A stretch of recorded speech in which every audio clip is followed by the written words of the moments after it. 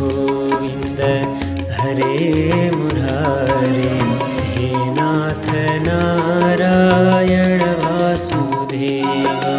श्रीकृष्ण गोविन्द हरे मुरारे, हे नाथ नारायण वासुदेव। अनन्त वैकुण्ठ मुकुन्द कृष्ण, अनन्त वैकुण्ठ मुकुन्द कृष्ण, गोविन्द दामोदर माधवेति।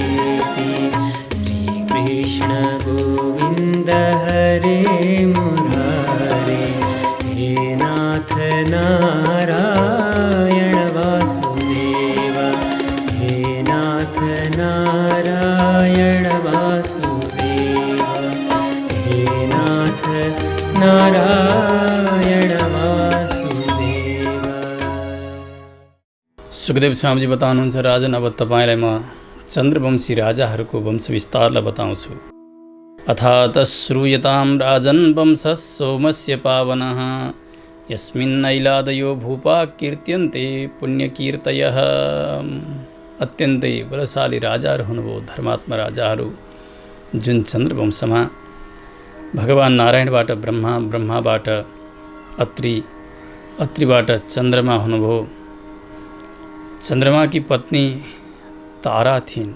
चन्द्रमा अत्यन्तै सुन्दर, देवगुरु बृहस्पति की पत्नी तारा थिइन्।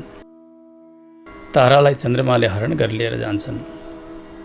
यतातिर देवताका गुरु हुनुभएका बृहस्पतिले धेरै पटक चन्द्रमासँग आग्रह गर्नुभयो, पत्नीलाई त्यागिदेऊ, मेरी पत्नी हुन्, छोडिदेऊ, तर उहाँ मानिरहनु भएको छैन। अब त यतातिर ठुलो युद्ध हुने जस्तो भयो। चन्द्रमा एक पक्षमा, बृहस्पति अर्का पक्षमा।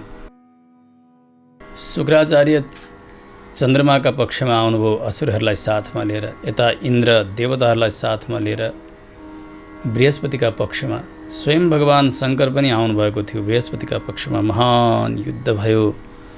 युद्धमा निर्दुष्ट यी असुरहरू देवताहरू मारिन सुरु भयो। त्यस समयमा आएर ब्रह्माले चन्द्रमालाई भन्नुभयो, चन्द्रमा तिमीले नगर्ने अपराध गर्यौ, गुरुपत्नी अपहरण गरेर फेरि युद्ध गरिरहेका छौ, छोडिदेऊ। बृहस्पतिलाई नि देऊ तारा। ब्रह्माका आज्ञाले चन्द्रमाले अब बृहस्पतिजीलाई नि तारा फर्काइदिए। यतिन्जेलसम्ममा तारा गर्भवती भइसकेकी थिइन्। बृहस्पतिलाई अत्यन्तै क्रोध भएको छ, चन्द्रमाको यो गर्भ यहाँ रहेको छ भनेर, ए दुष्टै यो गर्भलाई त्याग, छोडिदे। बृहस्पतिले आज्ञा दिनुभयो। ताराले एउटा सुन्दर बालक पैदा गर्दछिन्। तत्याज व्रीडिता तारा कुमारम कनक प्रभम। चम चम्कने सुनको जस्तो स्वरूप थियो त्यो बालकको। हेर्नु, बुध नाम गरेको त्यो बालक अत्यन्तै सुन्दर। अब त बृहस्पतिलाई पनि लोभ लाग्यो, चन्द्रमालाई त लोभ लाग्ने नै भइहाल्यो। अब के गर्ने होला? दुवै झगडा गर्न लागे त्यो बालकका लागि, त्यो बुधका लागि। बृहस्पति पनि चन्द्रमा पनि। अब सोध्न पर्यो कसको बालक हो, उसैलाई दिदिनु पर्यो भने ब्रह्माजीले आएर एकान्तमा सोध्नुभयो, देवी तारा यो पुत्र, यो बालक चाहिँ कसको हो नि? उनले भनिन्, सोमस्य इत्याह सनकैहि। बिस्तारै भनिदिन्, हे प्रभु यो त चन्द्रमाकै पुत्र हो, बुध। त्यसो भएको हुनाले चन्द्रमाले ऋण लिएर गए। बुधको विवाह इलासँग हुन्छ, जुन सुद्युम्न नि इला बनेको। बुध र इलाबाट पुर्रवाको जन्म हुन्छ। पुर्रवा पनि अत्यन्तै प्रभावशाली राजा। एक समय उर्वशीसँग मोहित भएर उर्वशीका साथ रमण गर्दछन् यिनले। पुर्रवा र उर्वशीबाट 6 पुत्रहरू हुन्छन्। आयु, श्रुतायु, सत्यायु, रय, विजय, जय नाम गरेका। विजयका वंशमा राजन अगाडि जह्नु नाम गरेका राजा हुनुभयो। यसै वंशमा अगाडि गएर कुश नाम गरेका राजा हुनुहुन्छ। अगाडि गाधी की छोरी सत्यवती ऋचिक नाम गरेका ऋषिलाई विवाह गरेर दिनुभएको। त्यस समयमा एउटा शर्त थियो कि 1000 श्यामकर्ण घोडाहरू ल्याएर त्यो शुल्क तिरे बापत मात्रै उनीसँग विवाह गर्न पाइने। गएर वरुण देवतासँग याचना गरेर सेता घोडा, काला कान भएका 1000 श्यामकर्ण घोडाहरू ल्याएर दिएर गादिकी कन्या सत्यवतीका साथमा ऋचिकले विवाह गर्नुहुन्छ। ऋचिककी पत्नी सत्यवती उनीबाट जमदग्निको जन्म भयो। उनले रोणीकी छोरी रेणुकाका साथमा विवाह गर्नुहुन्छ। यता यी सत्यवती नै कालान्तरमा गएर कौशिकी भन्दछन्। जो हाम्रो देशमा कौशिकी नदी हुनुहुन्छ, एक कौशिक वंशमा भएकी कुश जो महाराज हुनुहुन्थ्यो पहिले, त्यही सन्तान त्यसै वंशमा भएकी हुनाले कौशिकी भनेर बताइन्छ। उहाँ नै स्वयं कौशिकी नदीका रूपले प्रसिद्ध हुनुभयो। यतापट्टि जमदग्निकी पत्नी रेणुकाका घरबाट धेरै सन्तान भए कान्छा हुनुहुन्थ्यो परशुरामजी, भगवानको आवेशावतार। पहिले पनि बताइयो भगवानका कतिपय अंशावतार, कतिपय कलावतार, कतिपय आवेशावतार, कतिपय पूर्णावतार। आवेशावतार भनेको यो हो कि केही समयसम्म भगवानले कोही भाग्यमानी जीवात्माका शरीरलाई आफ्नो वासस्थान बनाउनुहुन्छ। यहाँ परशुरामजीका शरीरमा भगवान आविष्ट हुनुभएको छ। 21 बारसम्म पृथ्वीमा भ्रमण गरी आफ्ना हातमा भएका वञ्चराले दुष्ट क्षत्रियहरूको संहार गर्नुभयो परशुरामजीले भन्ने सुनिसकेपछि राजाले सोध्नुभयो, प्रभु के कारण क्षत्रिय कुललाई विध्वंस गर्नुभयो परशुरामजीले, के कारण थियो? सुखदेव स्वामीजी बताउनुहुन्छ, राजन हैया वंशमा एक राजा थिए अर्जुन, जसलाई सहस्रार्जुन भनिन्थ्यो। कारण के थियो भने एक समयमा दत्तात्रेय भगवानको आराधना गरेर वरदानमा 1000 हात मागेका थिए यिनले। सहस्र भनेको 1000 भुजा भएको हुनाले उनलाई सहस्रार्जुन यसरी बताइन्थ्यो। यस्तो वरदान पनि थियो कि युद्धमा कसैले पनि उनलाई जित्न नसक्ने। अब त हेर्नु, युद्धमा हार नहुने अनि राजा सम्पत्ति पनि धेरै भइसकेपछि त यो बलको मद, उसै गरी सम्पत्तिको मदले अन्धा जस्ता बनेका थिए यिनी। यतिसम्म गरे यिनले एक समयमा नर्मदा नदीको प्रवाहलाई आफ्ना हातले, 1000 हात थिए, त्यो हातले यसरी रोकेर बार लगाए जस्तो गरेर नर्मदाको जललाई नै अवरुद्ध गरिदिएका थिए। नदी नर्मदालाई बग्नै बन्द गरिदिएका सहस्रार्जुन। यहाँसम्म बताउनुहुन्छ, ओहो एक समय रावणलाई जसरी एउटा बानर खेलाउने व्यक्ति हुन्छ अनि बाँध्छ नि, उसले बाँधेर डोरीमा बाँधेर राख्छ, यसै गरी सहस्रार्जुनले रावणलाई बन्दी बनाएर राखेको त्यस्तो अनि पछि छोडिदिएको भनेपछि शक्तिशाली रावणलाई पनि यसो गर्न सक्ने राजा सहस्रार्जुन। एक समय यिनी जमदग्नि ऋषिका आश्रममा पुग्छन्। भव्य स्वागत हुन लाग्यो, परन्तु सहस्रार्जुनको आँखा पुग्यो कामधेनुमा। ऋषिले जति पनि अतिथिहरू आउनुहुन्थ्यो सबैको स्वागत तिनै कामधेनु मार्फत गर्नुहुन्थ्यो। कामधेनुसँग जे चाह्यो त्यही कामधेनुले प्रकट गरिदिने। त्यो देखेर अब सहस्रार्जुनको दृष्टि पर्यो कामधेनुमा। ऋषिको स्वागतलाई पनि उति ध्यान दिएनन् उनले।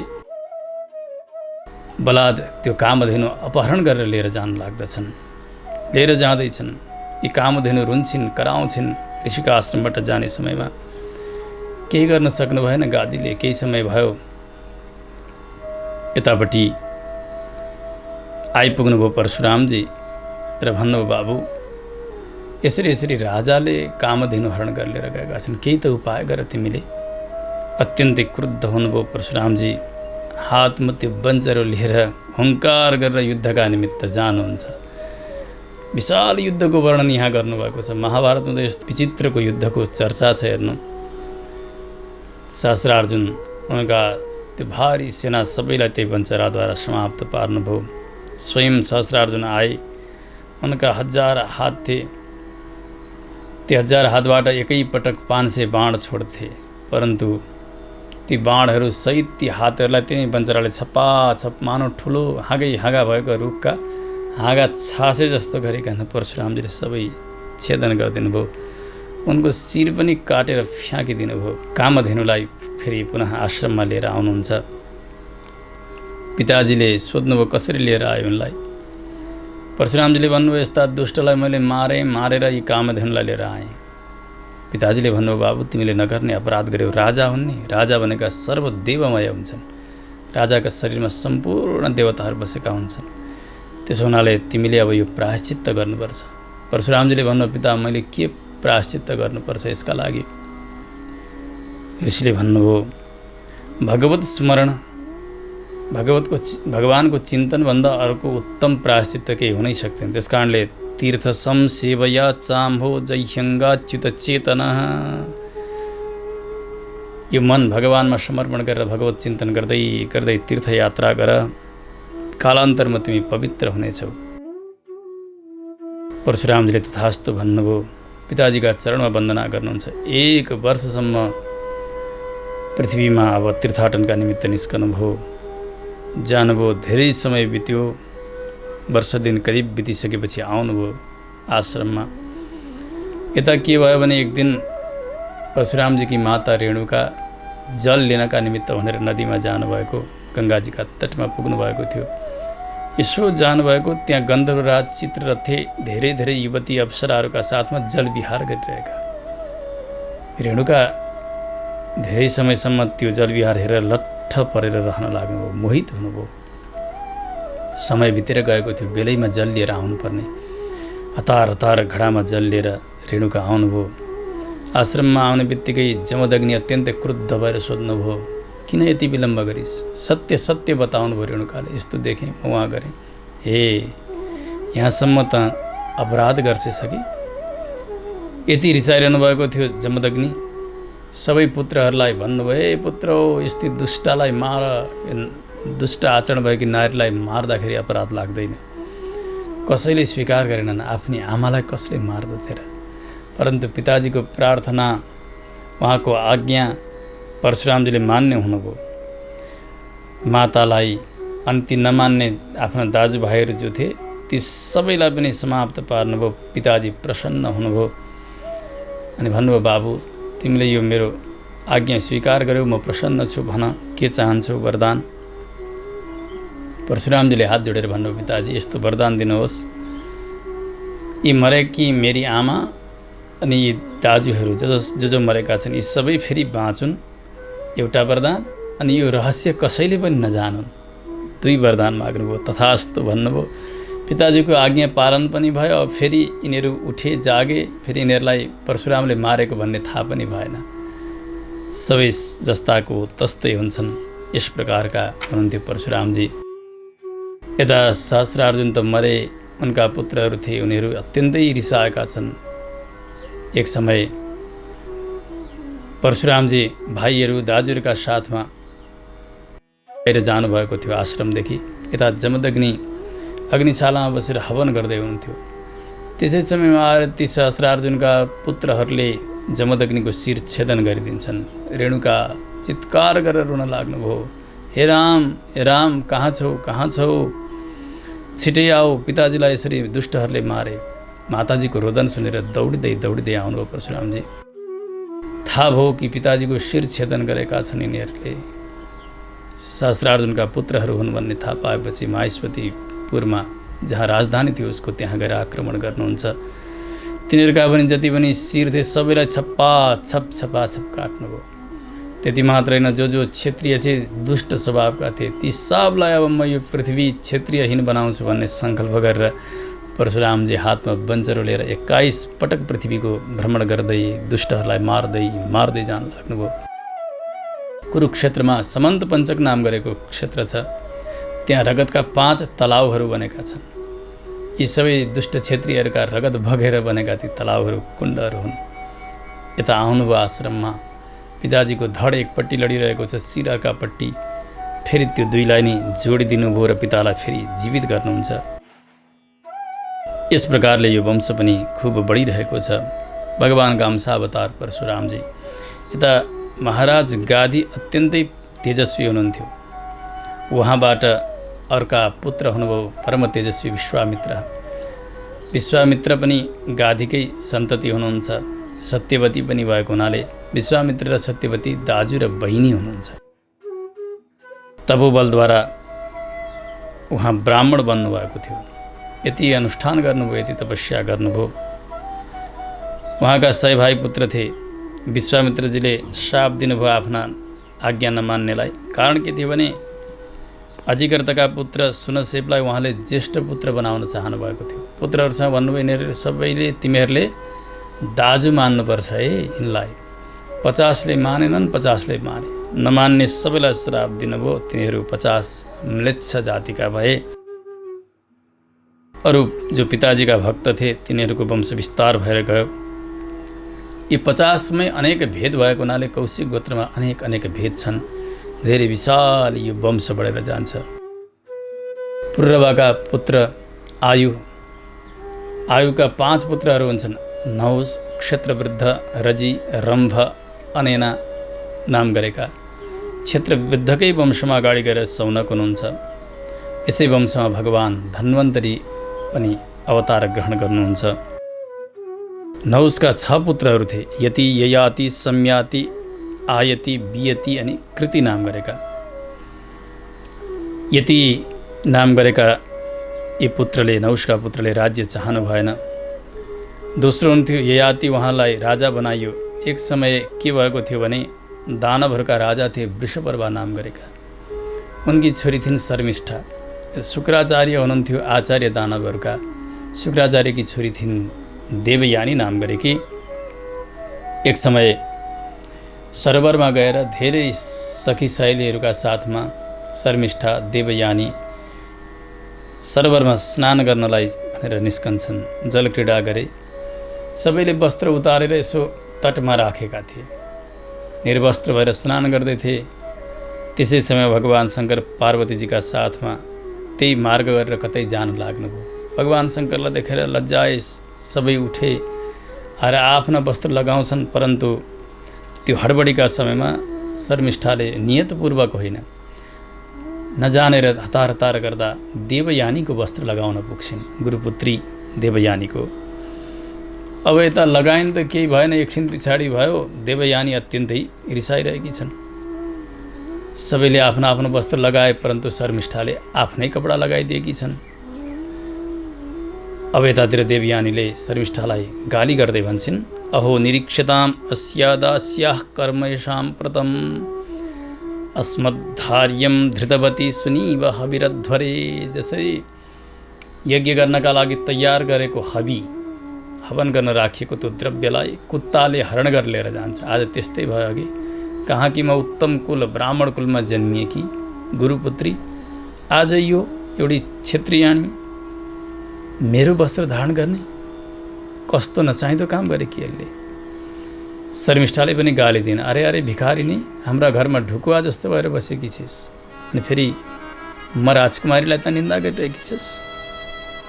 जसरी कुत्ता घरमा ढुकुवा जस्तो बनेर बसेको हुन्छ, कतिखेर भातको डल्लो फ्याँकिदिन्छन् भनेर खाउँ भनेर, त्यसै गरी त बसेकी छस् नि हाम्रा दरबारमा त पनि। यसरी ती राजकुमारी शर्मिष्ठा अनि गुरुपुत्री देवयानीका बीचमा ठुलो विवाद हुन लाग्यो। हुँदाहुँदै शर्मिष्ठाले धकेलेर एउटा कुवामा गिराइदिन्छन् देवयानीलाई। उनी फर्केर गइन्। सबै गएका छन्। देवयानी त्यो कुवामा डुबिरहेकी छन्। केही समय भयो महाराज ययाति यही मार्ग गरेर कतै जानुहुन्थ्यो। त्यो कुवामा जलपान गर्नु पर्यो भनेर जाँदाखेरि त एउटी सुन्दरी युवती छन्, उद्धारका लागि याचना गरिरहेकी छन्। दया आयो महाराज ययातिलाई। आफ्नो दुपट्टा थियो, त्यो दुपट्टा यसो दिनुभयो। देवयानीले समाइन्। ययाति महाराजले बाहिर उद्धार गर्नुहुन्छ। बाहिर आउने बित्तिकै देवयानी खुसी भएर भन्छन्, राजन त्वया गृहीतो मे पाणिहि परपुरञ्जय। आज मेरो पाणी ग्रहण गर्नुभयो तपाईँले, मेरो हातमा समाएर उद्धार गर्नुभयो नि। मलाई यस्तै श्राप छ कि मेरो विवाह कोही ब्राह्मणसँग नहोस् भन्ने श्राप छ। ऋषि बृहस्पतिका पुत्र कचको उनले मलाई श्राप दिएका छन्। त्यसो हुनाले आज तपाईँ क्षत्रिय मेरो हात समाउनु भयो, त्यसो हुनाले तपाईँ नै मेरा पति बनिदिनु हुनेछ। यस प्रकारले देवयानीले प्रार्थना गर्छिन्। देवयानी त्यस पछाडि आइन्। फर्केर पिताजीका नजिक आएर भन्छन् शुक्राचार्यलाई, यसो गरी शर्मिष्ठाले मलाई कुवामा फ्याँकिदिए।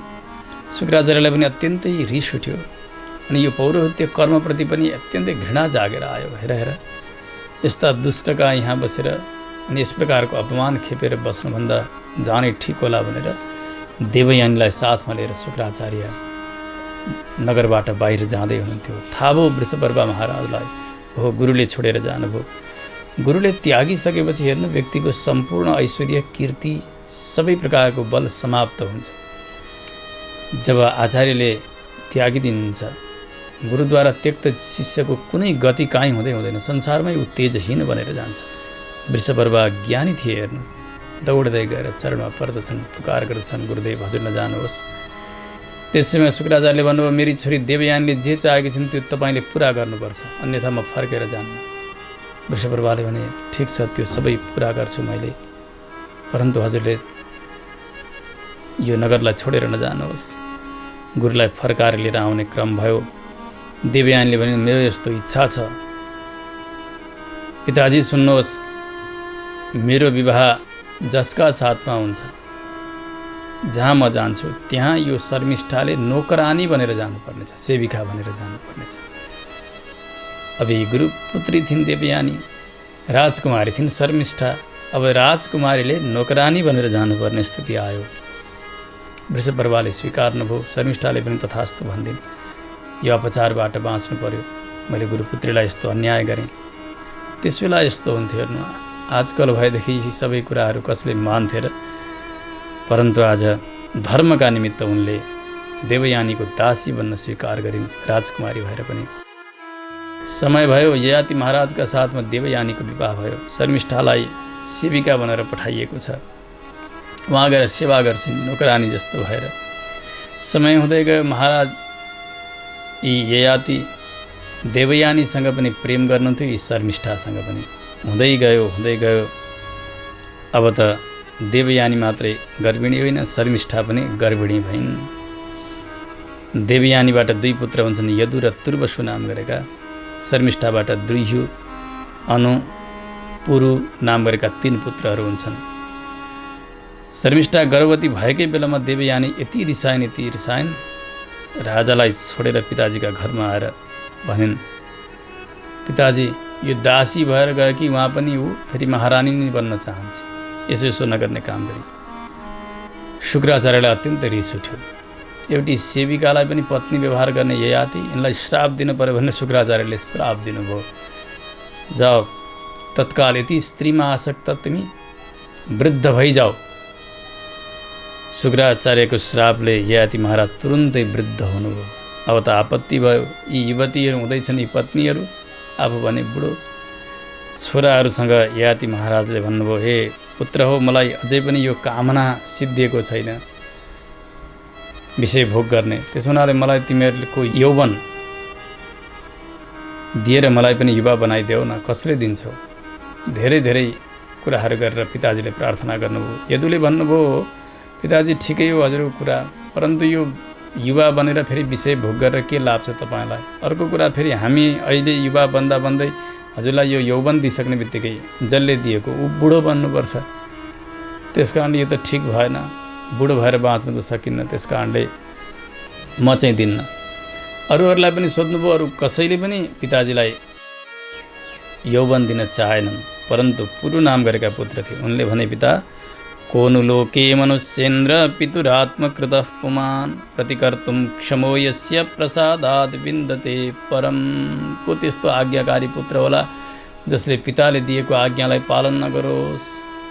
पिताको आज्ञाकारी बन्ने पुत्रलाई यहाँ र परलोक दुवैतिर सुख मिल्दछ। त्यसो हुनाले पिता मलाई त केही छैन, बुढो बन्नु परोस्, म मेरो यौवन हजुरलाई दिन्छु भनेर पुरुले ययातिलाई यौवन दिन्छन्।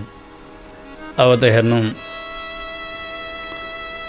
पिताजीको वार्धक्य वृद्धता उनले स्वीकार गरे, उनी बुढा जस्ता भएका छन्। यता पुनः देवयानीका साथमा विषय भोग गरे महाराज ययातिले। 1000 वर्षसम्म अन्तिममा वैराग्य आयो। यो सबै वाक्क भएर वैराग्यको उपदेश गर्नुहुन्छ देवयानीलाई, आत्मोपदेश। यति सुन्दर एउटा दृष्टान्त पनि दिनुभएको छ महाराज ययातिले। एउटा बोको वनमा चर्दै थियो, एउटा कूपमा गिरेको एउटी बाख्रीलाई देख्यो अनि आसक्त भयो, त्यसको उद्धार गर्यो अनि उसँग यसरी मोहित भयो, उसले सबै कुरा बिर्स्यो, संसार प्रपञ्च बढाएर गयो। इत्यादि इत्यादि दृष्टान्त दिनुभयो। परन्तु त्यो सबै आफ्ना जीवनमै घट्ने यस प्रकारको थियो। देवयानीले पनि बुझ्दै गइन्।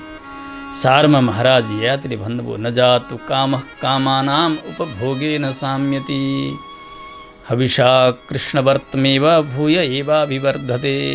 यो विषय भोग छ, कहिल्यै जति भोगे पनि यसलाई शान्त गराउन सकिन्न। जसरी हविषा कृष्णवर्तमेव भूय एवाभिवर्धते, हवि लगाइदिने हो अथवा त्यो बल्दै गरेको अग्निमा हवनीय द्रव्यहरू लगाइदिने, घिउ लगाइदिने, झन झन झन झन तन्केर जान्छ। त्यसै गरी यो विषय भोग जति गर्यो त्यति नै बढेर जान्छ। भोगेर व्यक्ति कहिले वैराग्य लिन सक्दैन। यो आत्माको पतनको मार्ग हो देवी। यस्तो जानेर फेरि आफ्नो जो आफूले स्वीकारेको यौवन थियो त्यो पुत्र पुरुलाई नि फर्काएर आफ्नो बुढ्याइ फेरि आफैले लिएर विरक्त भएर पुरुलाई नि, किनभने आज्ञाकारी भयो नि त्यही, त्यसो हुनाले आफ्ना पुत्र पुरुलाई राज्यमा राखेर अभिषेक दिएर वनतर्फ जानुभयो महाराज ययाति। भगवत चिन्तन गर्दै गर्दै भगवत प्राप्ति गर्नुहुन्छ। सुखदेव स्वामीजी बताउनुहुन्छ, राजन अब तपाईँलाई म पुरुको वंशलाई बताउँछु, जसले पिताको आज्ञालाई पालन गरे, जसका वंशमा तपाईँको पनि जन्म भएको हो। यही पुरुको वंश विस्तार हुँदै गए। अगाडि गएर यसमा कण्व नाम गरेका ऋषि राजा हुनुहुन्छ। अगाडि गएर दुष्यन्त पनि यसै वंशमा। एक समय दुष्यन्त सेनाहरूका साथमा वनमा कण्वका आश्रममा पुग्नुहुन्छ। त्यस समय एउटी सुन्दरी छिन्, सर्वगुण सम्पन्न एक लक्ष्मी जस्ती सुन्दरीलाई दुष्यन्तले देखे। अत्यन्तै मोहित भएका छन् राजा दुष्यन्त। ती युवती थिइन् शकुन्तला। परन्तु पहिले दुष्यन्तले सोद्धछन्, देवी को हौ तिमी? कात्वं कमलपत्राक्षी कस्यासी हृदयङ्गमे किं वा चिकीर्षितं त्वत्र भवत्या निर्जने बने। तिमी को हो? हेर्दा तिम्रा कमलदल जस्ता नेत्र छन्, अत्यन्तै सुन्दरी छौ। कसकी हो तिमी? के चाहन्छौ? यो कोही मनुष्य नभएका वनमा एक्लै छौ नि तिमी? बताऊ।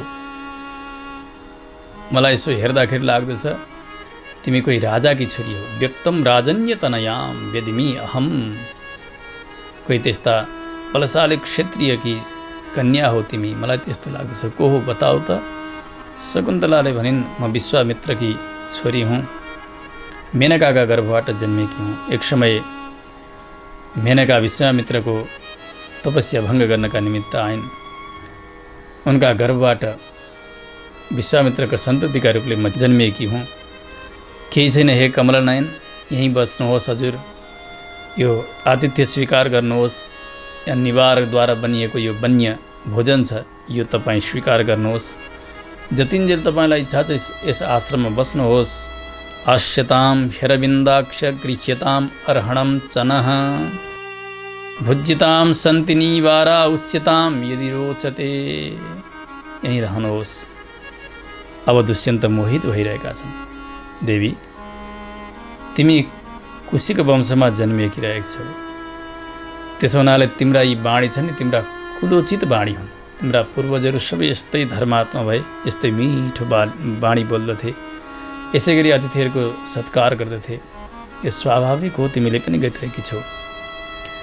अब तिम्रो र मेरो विवाह हुनेछ भनेर गन्धर्व विधिद्वारा विवाह सम्पन्न भयो। दुष्यन्त र शकुन्तलाको रात्रि सहवास भयो। बिहान फेरि दुष्यन्त उठ्नुभयो। त्यस पछाडि आफ्नो यात्रातर्फ जान लाग्नुहुन्छ। समय हुँदै गयो। अनि शकुन्तलाका गर्भबाट एक पुत्र हुन्छन्। ऋषि कण्वका आश्रममा सुरक्षित भएर रहेकी, कण्वले नै सुरक्षा दिनुभएको हुनाले अब जातकर्मादि संस्कार सबै ऋषिले नै सम्पन्न गराउनु भयो। धेरै समय भयो। अब राजाको छोरो जन्मिएको हो। यी दुष्यन्त महाराजको छोरो हो यो बालक, आफ्ना गर्भबाट जन्मिएको। अब उहीँ लिएर जानु पर्यो भनेर शकुन्तलाले त्यो बालकलाई लिएर गइन् उहाँ। परन्तु राजाले स्वीकार गरेनन्। यो मेरो पुत्र हुँदै होइन, त्यसो हुनाले लिएर जा, लिएर जा। यी शकुन्तला रोइरहेकी छन्। त्यसबेला आकाशवाणी भयो। आकाशवाणीले भने, यो पुत्र नियमले भन्ने भने तपाईँकै हो, यसरी यसरी जन्मिएको हो। त्यसमा पनि पिता र मातालाई विचार गर्ने भने माता एउटा क्षेत्र समान हुन् र बीज भनेका पिता नै हुन्। त्यसकारणले सन्तान पिताकै हुन्छ। तपाईँकै हो यो, रेतोधा पुत्रो नयति नरदेव यमक्षयात्। त्यसो हुँदा तपाईँकै पुत्र हो, तपाईँले पालन गर्नुपर्छ महाराज, यस्तो अन्याय गर्न पाइन्न। यसो भनिसकेपछि आकाशवाणीलाई स्वीकार गर्नुभयो। त्यो बालक थियो भरस्व भरस्व, यसलाई रक्षा गर्नुहोस्, यसको पोषण गर्नुहोस् भन्ने आज्ञा भएको हुनाले भरत भयो ती बालकको नाम। साक्षात् भगवानका अंश थिए यिनी। पिता दुष्यन्त परलोक गएका समयमा त्यस पछाडि यिनी चक्रवर्ती सम्राट बन्दछन् पृथ्वीका। गङ्गा र यमुनाका तटमा महाराज भरतले 133 अश्वमेध यज्ञ सम्पन्न गरे। भगवानका कृपाले अत्यन्तै ऐश्वर्य बढेर गएको छ, सर्वत्र कीर्ति फैलेर गएको छ। एक समय कर्म चल्दै थियो, कर्मका बिचमा एउटा मस्नार नाम गरेको कर्म हुन्छ। त्यस कर्ममा भरतजीले सुनका आभूषणहरू लगाएका, सेता दाँत भएका, काला रङ्गका 14 लाख हात्तीहरूलाई दान गर्नुभएको थियो। कति वैभव थियो अघि भरतजीको। हो, समय हुँदै गयो, पछाडि गएर भरतजीको पत्नीका साथ विवाद हुन्छ। यता वंश विच्छिन्न भयो। अब यस्तो धर्मात्माको वंशलाई विस्तार त गर्नुपर्ने भयो। के गर्ने होला भन्दा अगाडि मरुदस्तोम नाम गरेको एउटा यज्ञ सम्पन्न गर्नुहुन्छ। मरुदगणहरूले प्रसन्न भएर एउटा पुत्र दिनुहुन्छ, भरद्वाज नाम गरेका, जसलाई दत्तक पुत्रका रूपले साक्षात् दुष्यन्त पुत्र भरतजीले स्वीकार गर्नुहुन्छ। यो पनि वंश अगाडि बढेर जान्छ। धर्मात्मा भयो यो वंश। भरतजीका दत्तक पुत्र भरद्वाज, भरद्वाजबाट मन्यु, मनुका पुत्र नर, नरका पुत्र समृद्धि, समृद्धिका पुत्र हुन्छन् रन्तिदेव। रन्तिदेव अत्यन्तै धर्मात्मा राजा। यति यश थियो, हेर्नु कीर्ति थियो। दानीहरूमा परिगणना गर्नु पर्यो भने, उदारहरूमा गर्नु पर्यो भने रन्तिदेवको अगाडि नाम आउँछ। अत्यन्तै दानी। यस्तो भयो, हेर्नु एक समयमा 48 दिनसम्म पिउनका लागि जल पनि भएन। दिँदै जो आउँछन् उनलाई जे थियो त्यो दान गरिहाल्नुहुन्थ्यो महाराज रन्तिदेव। समय हुँदै भयो, 49औं दिन भयो। त्यसबेला अब कथनचित कतैबाट दैव संयोग केही घिउ, पायस, हलवा इत्यादि प्राप्त भएको छ भोजनका लागि। सपरिवार भएर महाराज रन्तिदेव भोजनका लागि तयार हुनुहुन्थ्यो। त्यस समयमा एकजना अत्यन्तै भोकाएका ब्राह्मण आए अतिथिका रूपले।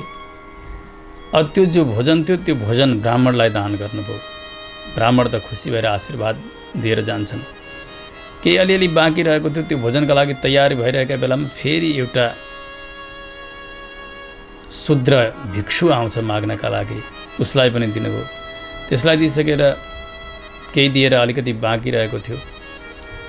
एउटा कुकुर पनि साथमा लिएर कोही व्यक्ति आयो। उसले पनि भने महाराज मलाई भोक लागेको छ, मलाई दिनुहोस्। त्यो भएको भोजन त्यसलाई पनि दिनुहुन्छ। अब केही जल मात्रै बाँकी रहेको थियो। त्यस समयमा पनि एउटा चाण्डाल आयो र भने महाराज मलाई त नीच योनिको, नीच जातिको व्यञ्जन कसैले केही खानै दिँदैनन्, त्यसकारणले म भोकाएको छु, दिनुहोस्। त्यो भएको जल पनि दिनुभयो। अब त केही छैन, अब मर्ने समय आउन लाग्यो। परन्तु यो सबै देवताहरूले परीक्षा गर्नुभएको थियो, महाराज रन्तिदेवको उदारताको परीक्षा। ब्रह्मा, शङ्कर र भगवान विष्णु यी 3 देवताहरू प्रकट भएर भन्नुभयो, महाराज तपाईँको यो उदारताको परीक्षा हामीले लिएका थियौँ। तपाईँमा कति पनि आसक्ति देखिएन। यति उदार हुनुभयो कि आफ्नो प्राण जाउन्जेलसम्म पनि अरूको परोपकार गरेरै रहनुभयो। त्यस कारणले तपाईँमा अटुट भगवत भक्ति रहनेछ। देवताहरूले कृपा गर्नुभयो। अरू वरदान केही चाहनु भएन। उहाँले आफूले गरेका दानबाट धर्म, अर्थ, काम आदि गरेका पुरुषार्थ चाहनु भएन। केवल भगवत भक्ति चाहनुभयो। सबैले आशीर्वाद दिनुभयो।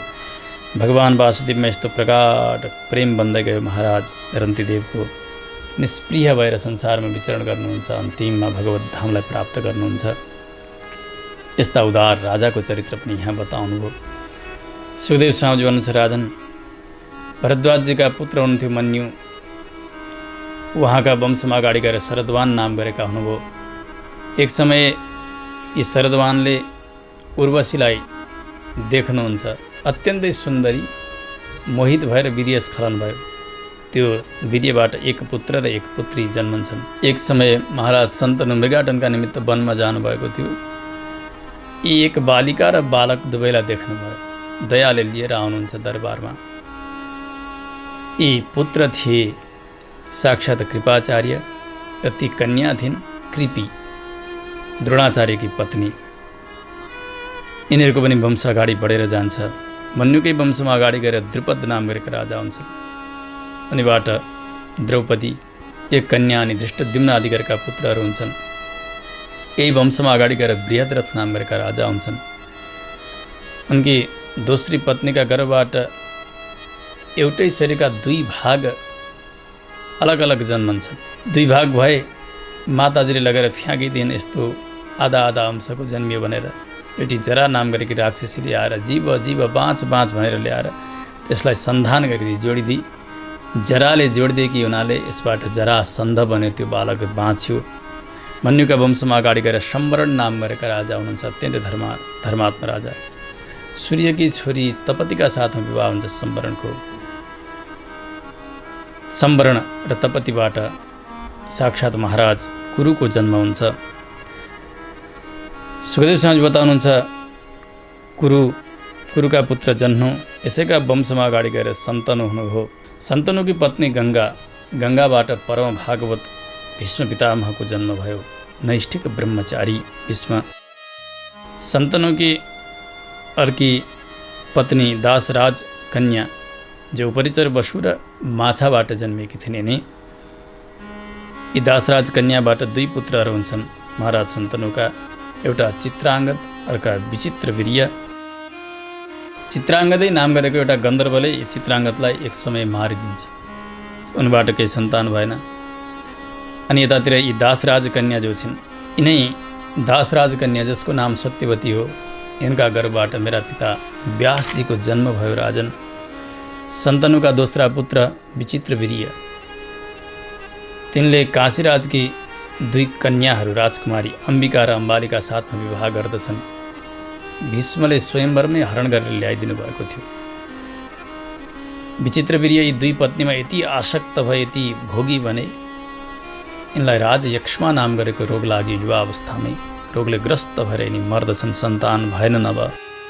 यस्तो धर्मात्मा सन्तनुको वंश अगाडि गएर बन्द हुने स्थिति हुन लाग्यो। माता सत्यवतीले प्रार्थना गरिसकेपछि मेरा पिता व्यासजीले यी दुई राजपत्नीहरू अम्बिका र अम्बालिका, यिनीहरूबाट दुई पुत्रहरू पैदा गर्नुहुन्छ, धृतराष्ट्र र पाण्डु। अर्की दासी हुन्छन्, दासीबाट विदुरजीको जन्म भयो, मेरा पिताजीकै अंशबाट, पिताजीकै सम्बन्धबाट। धृतराष्ट्रकी गान्धारी नाम गरेकी पत्नी, उनीबाट 100 भाइ पुत्र हुन्छन्। जेठालाई दुर्योधन र एउटी कन्या हुन्छन् दुश्शला नाम गरेकी। जम्मा 101 सन्तान भए धृतराष्ट्रका गान्धारीका गर्भबाट। यतातिर पाण्डुकी पत्नी हुन्छन् कुन्ती, कुन्तीबाट धर्म, वायु, इन्द्रका अंशबाट क्रमशः युधिष्ठिर, भीमसेन र अर्जुनको जन्म भयो। पाण्डुकी दोस्री पत्नी हुन्छन् माद्री नाम गरेकी, अश्विनी कुमारका अंशबाट नकुल र सहदेवको उनको जन्म हुन्छ। राजन, यतातिर जो अर्जुन, पाण्डव मध्येका अर्जुनकी पत्नी सुभद्रा, अर्जुन र सुभद्राबाट अभिमन्युको जन्म भयो। अभिमन्युकी पत्नी उत्तराका गर्भमा तपाईँ हुनुहुन्थ्यो। भगवानले गर्भमै सवारी भएर आफ्ना चक्रद्वारा तपाईँको रक्षा गर्नुभयो।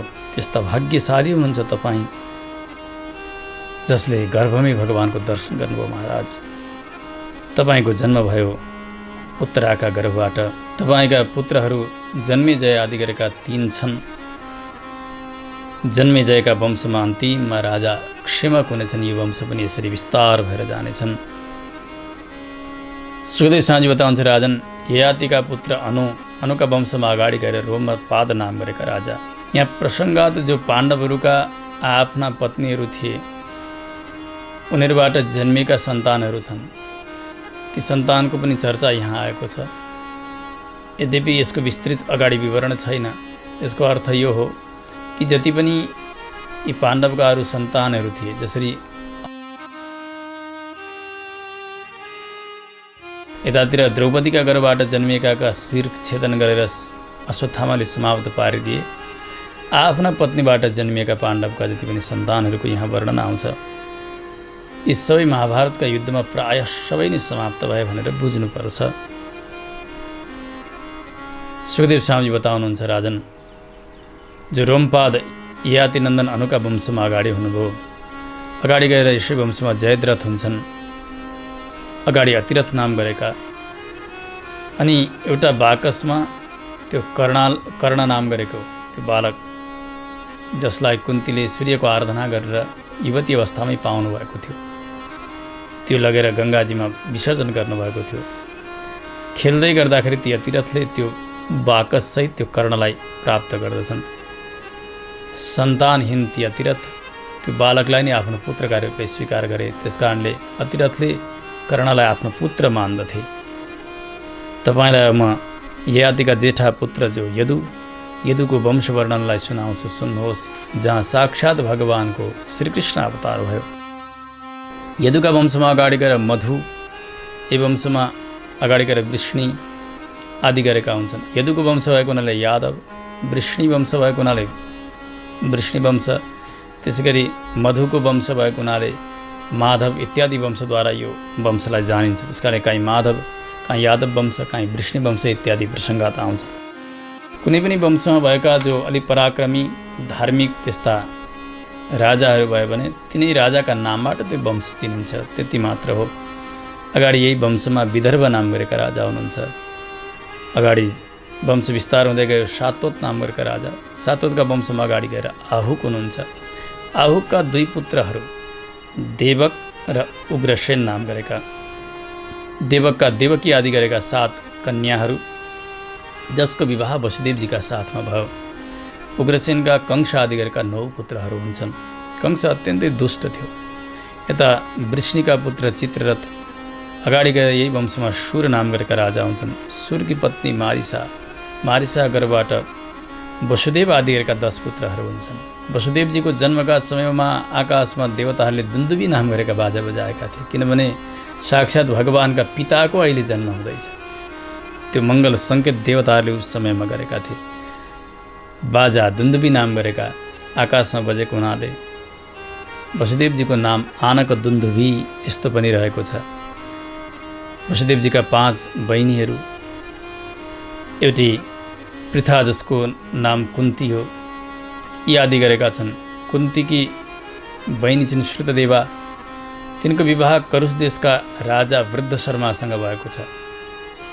अनि तिनै श्रुतदेवाबाट दन्तवक्त्रको जन्म हुन्छ।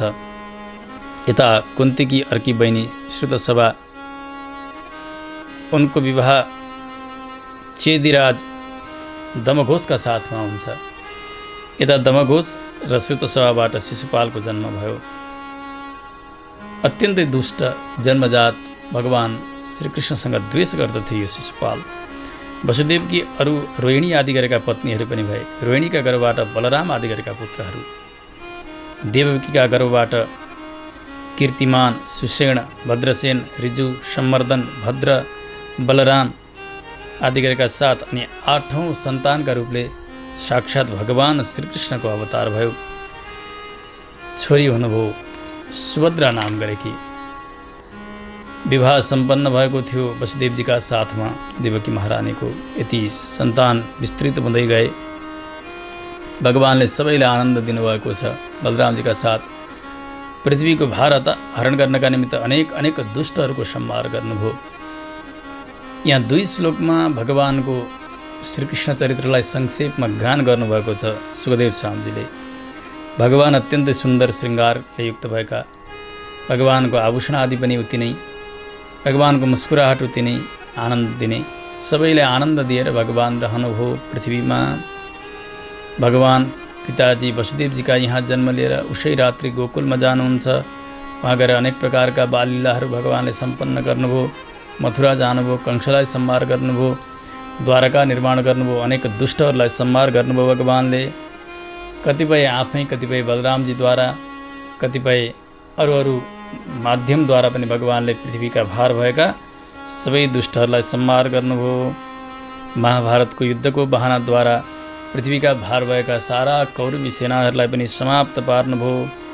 अन्तिममा भगवानले आफ्नो यदुकुल पनि पृथ्वीको भार भए जस्तो मानेर सारा यदुकुललाई पनि सम्हार गरेर भगवान श्रीकृष्ण स्वधाम गमन गर्नुभयो।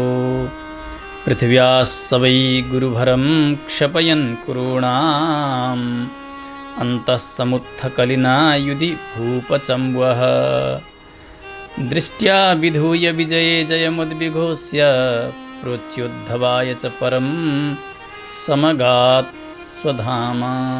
सुखदेव स्वामीजीले भन्नुभयो, राजन सबै त पृथ्वीका भार शान्त भए, यदुवंश पनि सम्हार गर्नु भगवानले। अन्तिममा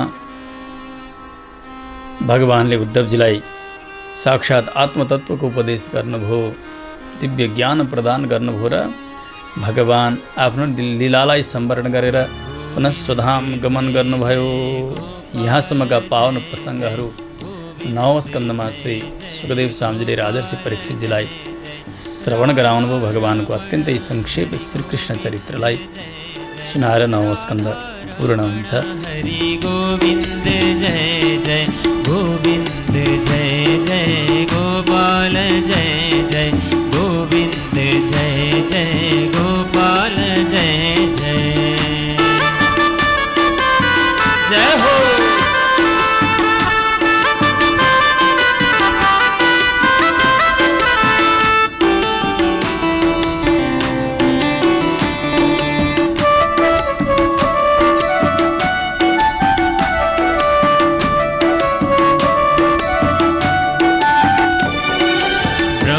की जय जय विष्णु की जय जय ब्रह्मा की जय जय विष्णु की जय जय उमापति शिव शंकर की जय जय उमापति शिव शंकर की जय जय गोविंद जय जय गोपाल जय जय गोविंद जय जय गोपाल जय जय।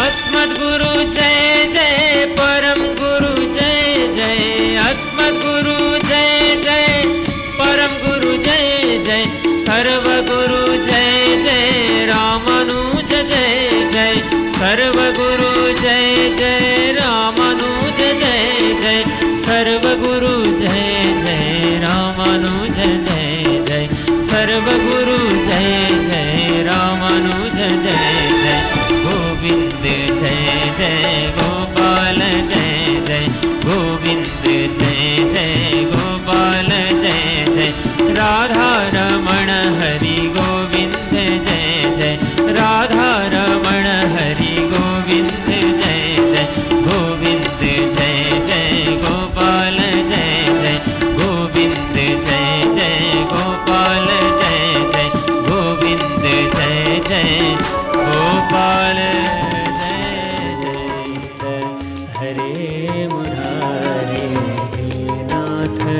नारायण वासुदेव अनंत वैकुंठ मुकुंद कृष्ण अनंत वैकुंठ मुकुंद कृष्ण गोविंद दामोदर माधवेति श्री कृष्ण गोविंद हरे मुरारे हे नाथ नारायण वासुदेव हे नाथ नारायण वासुदेव हे नाथ नारायण